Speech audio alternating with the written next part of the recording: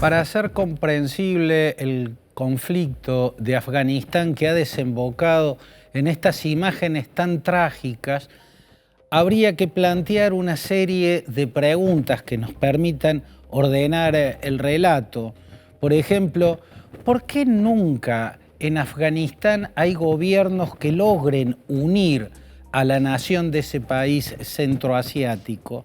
La respuesta sería porque más que existir una nación afgana, existe una proyección de naciones que confluyen en Afganistán, lo que genera una complejidad étnica que hace muy dificultoso gobernar y muy dificultoso acordar una unidad nacional. Los principales grupos étnicos son los pashtunes o patanes, los tadjikos, los uzbekos y los hazaras. Los pashtunes o patanes son una nación que también son una proyección de la comunidad que está del lado pakistaní de la frontera. O sea, los pashtunes son una nación que abarca parte del territorio de Pakistán y todo el centro y sur de Afganistán. En el norte, los tayikos son una proyección hacia territorio afgano de lo que del otro lado de la frontera se llama Tayikistán y fue en su momento una república soviética. Los uzbekos, igual que los tayikos, son una proyección de lo que del otro lado de la frontera norte se llama Uzbekistán y fue también una república soviética. Los hazaras son una etnia que desciende de los mongoles que llegaron a esas tierras en los tiempos del Gengis Khan, pero los hazaras, que están sobre todo en el este de Afganistán, son culturalmente similares a los persas, a los iraníes. Hablan la lengua farsí, que es la misma lengua que hablan los iraníes, y profesan el Islam chiita, que es la misma versión del Islam que profesan los iraníes. Y además de estas, que son las etnias principales, hay muchas otras etnias minoritarias, los aimak, los baluchis, que están en la región del Baluchistán, que también tienen territorio dentro de la actual Pakistán, los nuristaníes, en fin, es un compendio de etnias que generan una complejidad muy grande a la hora de generar gobiernos de unidad nacional. Otra pregunta sería, ¿cuáles son los puntos claves de la historia de Afganistán que desemboca en este desastre? Yo diría que esos puntos claves empiezan en 1973, cuando cae la monarquía. En Afganistán había un régimen monárquico y el rey Zahir Shah fue derrocado en 1973 por su primo, el general Daud Khan, que era un republicano y tras derrocar a su primo el rey, creó la república. Daud Khan fue asesinado en el marco de una asonada militar comunista que se produce en 1978 y se conoce como la Revolución Zaur, ¿no? En esa revolución empezaron los comunistas a llegar al poder en Afganistán. Había sido asesinado, dije, Daud Khan, entonces vienen los siguientes gobernantes que van a ser comunistas. Nur Muhammad Taraki fue el primero, después llegó Babrak Karmal. A Babrak Karmal lo llevó a la presidencia la invasión soviética, el ejército soviético invadió y puso a Babrak Karmal en la presidencia en el año 1979. La invasión soviética duró desde 1979 a 1988, cuando los soviéticos, derrotados por las distintas facciones, las distintas milicias de los llamados mujahidines, empiezan a retirarse. Entonces vinieron los gobiernos post invasión soviética. El gobierno de Burhanuddin Rabbani, que fue un gobierno caótico en el cual empezó y se mantuvo una guerra de facciones, ¿no? Ahí vemos la complejidad étnica manifestándose en el escenario político. Sobre todo chocaron permanentemente Jaks Massoud, que era el líder de los tayikos, con Gulbuddin Hekmatyar, que era un líder pastún ultra fundamentalista y brutal, ¿no? Ahí vino un periodo de inestabilidad permanente, sometido a la guerra de facciones, y esa guerra de facciones le allanó el camino a una organización ultra islamista que nace dentro de la etnia pastún, que es la etnia mayoritaria, que son los talibanes. Talibán viene de la palabra talib, que significa estudiante. El plural es talibán, y por ende decir talibanes estaría mal porque es un plural de un plural, pero ya se convirtió en un uso aquí en Occidente. La palabra talibán viene respecto a que a esa organización ultrafundamentalista la crearon estudiantes de las madrasas. Las madrasas son escuelas religiosas, escuelas en las cuales solo se estudia religión y exclusivamente religión. Bueno, de las madrasas del territorio pastún pakistaní y también del sur de Afganistán, donde es mayoritaria la etnia pastuna, ahí en las madrasas se engendró esa dirigencia que fueron los talibanes. La dirigencia talibán finalmente aprovecha la lucha de facciones, ¿no?, y avanza sobre Kabul y logra una victoria arrolladora que le va a permitir a partir de 1996 instaurar un régimen talibán. ¿Qué características tuvo el régimen talibán que imperó entre 1996 y el año 2001, que fue cuando entró la invasión norteamericana, desbarató a Al-Qaeda, destruyó las bases de Al-Qaeda en Afganistán y derrocó también al gobierno talibán que encabezaba el mulá Omar?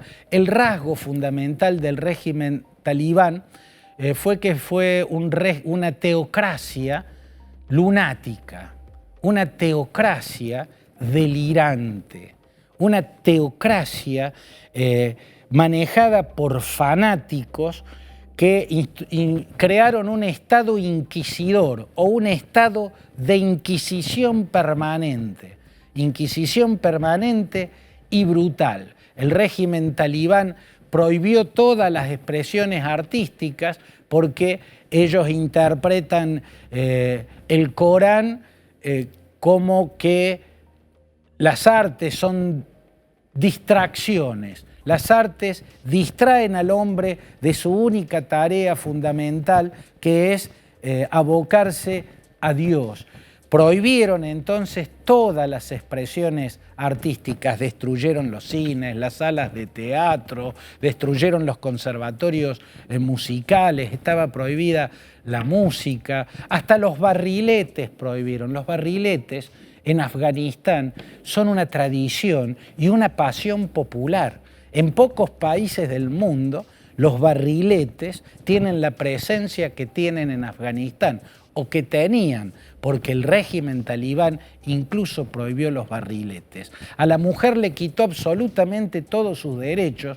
De por sí la mujer en Afganistán tenía pocos derechos, con los talibanes llegó a no tener ningún derecho. Para salir y caminar por una calle solo podía hacerlo tapada por una burka, y en la compañía de un pariente varón consanguíneo o de su marido. Si no, ni siquiera tenía la libertad de salir y caminar por la calle. Por supuesto, también perdió el derecho al trabajo, perdió el derecho a estudiar, perdió incluso el derecho a la atención médica a partir de la menstruación. En fin, fue un régimen delirante, una teocracia medieval, oscurantista y criminal. Cuando terminó el régimen talibán, en el 2001, cuando, a consecuencia del 11S, o sea, los ataques con aviones de línea que organizó Osama Bin Laden y su mano derecha, el médico egipcio Ayman al-Zawahiri, desde sus bases en Afganistán, Estados Unidos ordenó una invasión al entender que el régimen talibán era el protector de Osama Bin Laden y del liderazgo de Al-Qaeda, y a la vez el liderazgo de Al-Qaeda y Osama Bin Laden eran el poder detrás del trono del régimen talibán que encabezaba el mulá Omar. Por eso viene la invasión norteamericana, destruyen las bases de Al-Qaeda y derriban al régimen talibán, y genera la invasión norteamericana un nuevo Estado, y ese Estado tuvo gobernantes que fueron pésimos, se caracterizaron por la corrupción y por la inutilidad, ¿no? Volvieron a la guerra, a la lucha permanente de facciones, y por ende fueron gobiernos débiles los que terminaron en estos días en el marco de un nuevo triunfo talibán. ¿Quién financia a los talibanes? Bueno, históricamente en esta nación dividida en muchas naciones que a su vez son proyecciones, como expliqué al principio, de las naciones que rodean a ese país centroasiático, siempre al gobierno de una etnia mayoritaria que lo apoyaba tal potencia exterior, bueno, a sus opositores los apoyaban con armas y con dinero los gobiernos o los estados contrarios al estado patrocinador del gobierno. Siempre fue así. Estados Unidos, Arabia Saudita, los Emiratos Árabes Unidos, Europa, financiaron a todas las milicias mujahidines que lucharon contra los invasores soviéticos y que lucharon contra el régimen de Babrak Karmal primero, y que luego finalmente hasta la derrota encabezó Mohammad Najibullah. La cuestión es que incluso Ronald Reagan los llamaba los Freedom Fighters, ¿no? Los luchadores de la libertad. Entre esos Freedom Fighters de los que hablaba Ronald Reagan estaban los milicianos pashtunes, que luego tomarían el nombre de movimiento talibán. Pero los talibanes también se financian a través del opio y también reciben financiación de los jeques pashtunes del lado pakistaní de la frontera. El opio es en Afganistán lo que la cocaína era en la Colombia de los grandes cárteles, lo que la cocaína es hoy en el México de los grandes cárteles narcotraficantes. El opio es un gobierno millonario y los talibanes también se valieron del opio, pero además de los ingresos que eso le produce, recibieron seguramente, o muy probablemente, o al menos es muy lógico sospechar, financiación de China y de Rusia, los países enemigos de la potencia occidental que tenía presencia militar en Afganistán. ¿Qué implica esta retirada norteamericana que se vivió con escenas tan tremendas, tan desesperantes? Bueno, implica una derrota política y moral para los Estados Unidos. Por eso las imágenes del helicóptero Chinook sacando a la gente de la embajada norteamericana en Kabul recordó en el mundo entero, o evocó en el mundo entero, las imágenes de aquel abril de 1975, cuando un helicóptero sacaba a la gente de la embajada norteamericana en Saigón. Y eso equiparó este momento con aquella derrota de los Estados Unidos, la derrota en Vietnam. Pero esto tiene un agravante, que es la derrota moral, porque es inmoral haberse retirado como se retiraron los norteamericanos. ¿Por qué? Porque están dejando desguarnecidos, dejando a la intemperie, dejando al alcance de una milicia lunática y brutal a millones de afganos que no quieren volver al medioevo.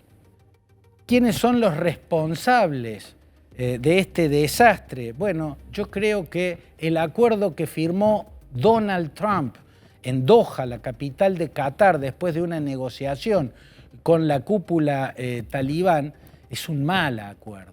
Un acuerdo que muestra o que revela por sus partes que a Trump lo que más le interesaba era retirarse cuanto antes y que el Estado norteamericano deje de gastar dinero en ese agujero negro centroasiático que es Afganistán y donde los gobiernos que ellos mismos habían creado con presidentes inútiles como Hamid Karzai o como el último, Ashraf Ghani, que terminó huyendo como una rata cuando los talibanes se acercaron a Kabul. Bueno, las ansias de Donald Trump lo llevaron a firmar un acuerdo desastroso, un acuerdo que equivalía a una traición moral, abandonar un pueblo a su propia suerte frente a una milicia demencial, fanática y poderosísima en términos militares. Pero si una parte de la responsabilidad la tiene Trump por haber firmado ese acuerdo desastroso, a la otra parte de la responsabilidad la tiene Joe Biden por haber cumplimentado ese acuerdo. Mark Esper, que era secretario de Defensa en los tiempos de Trump, dijo: si los talibanes no cumplen con su parte, Estados Unidos va a desconocer el acuerdo, lo va a anular. Pero después no lo hizo. Y la verdad es que los talibanes empezaron a violar lo acordado poco después de haber firmado aquel acuerdo en Doha, la capital de Qatar. Biden debió anular ese acuerdo, debió dejarlo sin efecto y no lo hizo. ¿Por qué no lo hizo?